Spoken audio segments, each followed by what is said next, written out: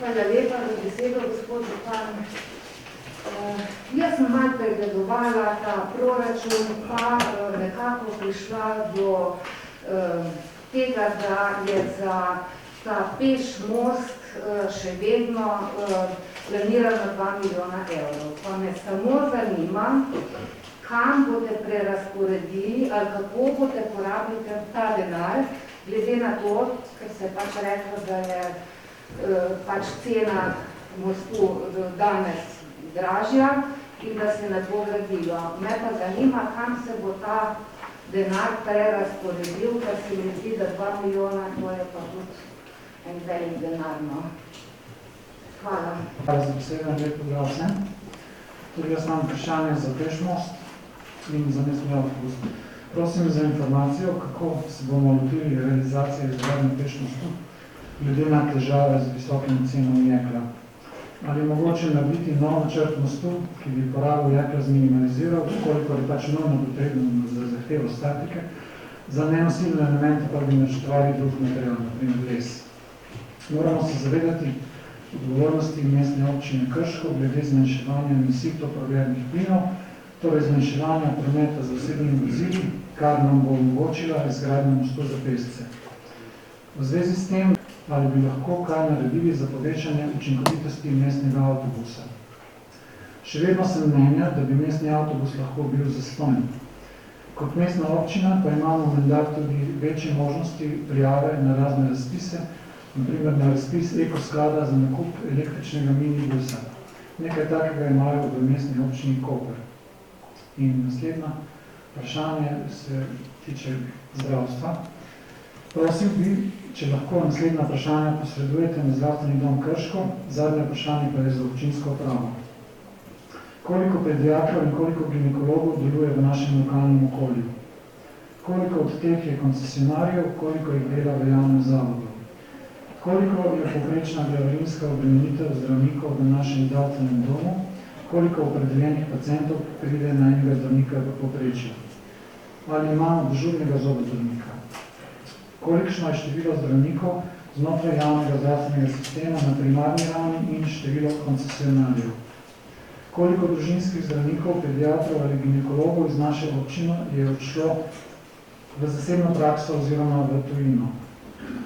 Ali koncesionarji, privatniki delujejo v privatnih prostorih ali koristijo prostore zdravstvenega doma ali druge javne ustanove?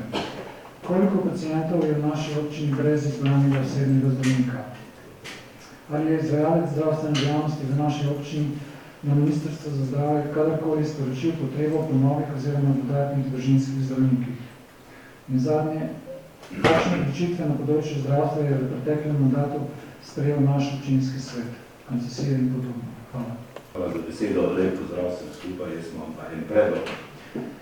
Glede na trenutne razmere na energetskem trgu in s tem povezane enormne rasti cene energentov za občane oziroma gospodinstva, predvsem pa za podjetja kot večje odjemalce, predlagam, to sem sicer predlagal tudi v preteklosti, da se ponovno obravnava že predlagani model oziroma se pripravi novega, na osnovi katerega se 50% vrednosti nadomestila za omejeno rabo prostora na območju jedrskega objekta, ki ga vodi na postavki 714, razdeli po modelu, katerega sprejme občinski svet direktno med občane in podjetja, ki so registrirana v mestni občini Krško za razbremenitev stroškov električne energije.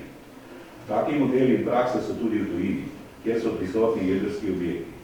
Glede na razvoj dogodkov v zvezi z investicijami v jedrsko energijo v prihodnje v občini Krško predlagam, da se to sprejme še v tem mandatu. Hvala. Najprej bi imel dve pohvali, in sicer najprej bi pohvalil lepo končano cesto od Nuklearke do spodnjega Starega grada. In naslednje, prav tako bi pohvalil, da smo krajani veseli, da je tudi v naš vas pripeljal Krčan. Pred kulturnim domom gospodine Starem gradu je postavljena kolesarnica s 4 kolesi. Imam pa še dvoje vprašanj. In sicer na 21. seji 25. marca 2021 sem dal vprašanje in pobudo, da se vojaški most preuredi za pešce in kolesarje. Dobil sem odgovor, da naj bi ponovno vzpostavili komunikacijo med mestno občino Krško in pristojnimi na MORS-u. Zanima me, ali so se že vzpostavile te komunikacije oziroma kdaj se bojo.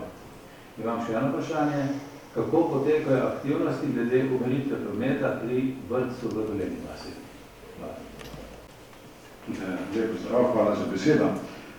Zanima me, koliko skrajšanih postopkov zaradi neizpolnjevanja pogojev za prijavo prebivališče je sprožila upravna enota Krško v času od 1. junija do danes in se na ta način vključila v preprečevanje zlorab pri fiktivnih prijavah prebivališč v Krškem, za kar je znano, da je prišlo do masovnih zlorab, kar pa se odraža tudi v javni blagajni, kjer v času rasti izplačujemo rekordne socialne transfere v višini skoraj rente, ki jo dobivamo zaradi omejene uporabe prostorov. Druga zadeva se nanaša na priključek, o katerem smo govorili že pred leti. Jaz sicer mislim, da se premikam po krajani naselji cesta Gunte, Gora, Straža in celo Dunaja ter verjetno stanovalci v ulici Progoro nestrpno pričakuje do izgradnje priključka na cesti CPŽ, ki bo krajanom omenjenih naselij močno olajšal dostop do glavnih prometnic in hkrati močno razbremenil promet po omenjenih ulici in na Kočevarjevem trgu. Zanima me, ker obljube so bile dane, v kateri fazi je omenjeni projekt in kdaj lahko pričakujemo izvedbo oziroma uporabo.